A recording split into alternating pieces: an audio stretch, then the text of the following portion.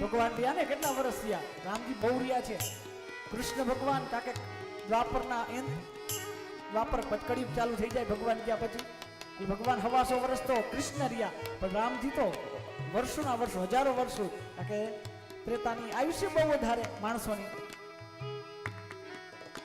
તો રામજી સાકેત ધામ ગયા, બધાય જાતા હતા, બધાને લઈ જાય, આખા અયોધ્યા વાળા જાતા, બધાય. હનુમાનજી મહારાજ એક પર ઉભા હતા. રામજી મહારાજ કે આવો ચાલીએ અમારી સાથ. હનુમાનજી મહારાજ કે પ્રભુ એક વાત કહું. બોલો બોલો. આવું તો ખરી, પણ તમારી કથા ત્યાં મળશે, તમારી ભેગું ત્યાં આવું, મને કથા સાંભળવા મળશે. રામજીએ ના પાડી, હું તો મળીશ પણ મારી કથા નહીં મળે. કારણ અહીંયા રામજી નથી તો રામ જન્મોત્સવ મજાવી, તો રામ હોય તો શું જન્મોત્સવ મનાવી?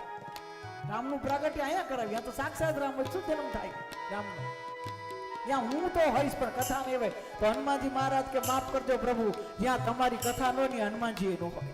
જ્યાં હનુમાનજી હોય ત્યાં કથા હોય, અને કથા હોય ને હનુમાનજી આપમેળે આવી જ જાય હોય. પણ માત્ર વક્તા શ્રોતા નથી, હનુમાનજી મહારાજ એવા પરમ વક્તા પણ છે.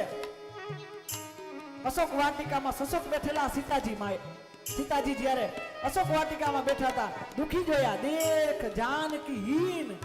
સીતાજીને દુઃખ જોયા. આ દુઃખ કેમ દૂર થાય? કારણ કે કથા જીવનની વ્યથા મટાવે, કથા જ જીવનની વ્યથાને દૂર કરે. જો તમને વ્યથા હોય તો કથામાં બેસી જાઓ, વ્યથા દૂર.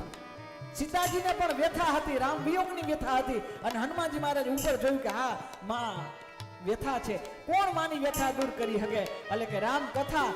પછી તો રામ રસાયણ ગુણ વર્ણે લાગા. આહા, હનુમાનજી મહારાજે રામ કથા શરૂઆત કરી. સીતાજી હેઠે, રામ હનુમાનજી મહારાજ ઉપર રામ કથા શરૂઆત થઈ. જ્યાં રામ કથા શરૂઆત થઈ ત્યાં સુનતે હી સીતા કર જુગ ભાગા, જુગ ભાગા, રામચંદ્ર ગુણ વર્ણે લાગા.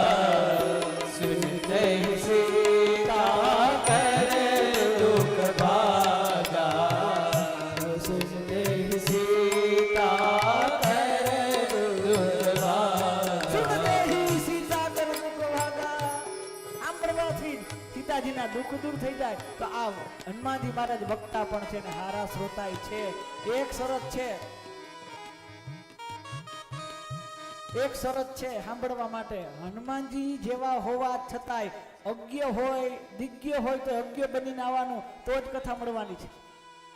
ગમે તેટલું જાણકાર હોય તો ખાલી થઈને જ આવવાનું છે, તો જ મળવાનું. પહેલેથી ભરાઈ ભલાઈ પાટી ઉપર બહુ લખાય નહીં. પાટી કોરી હોય ને તો કાંઈક લખાય મારા વાલા.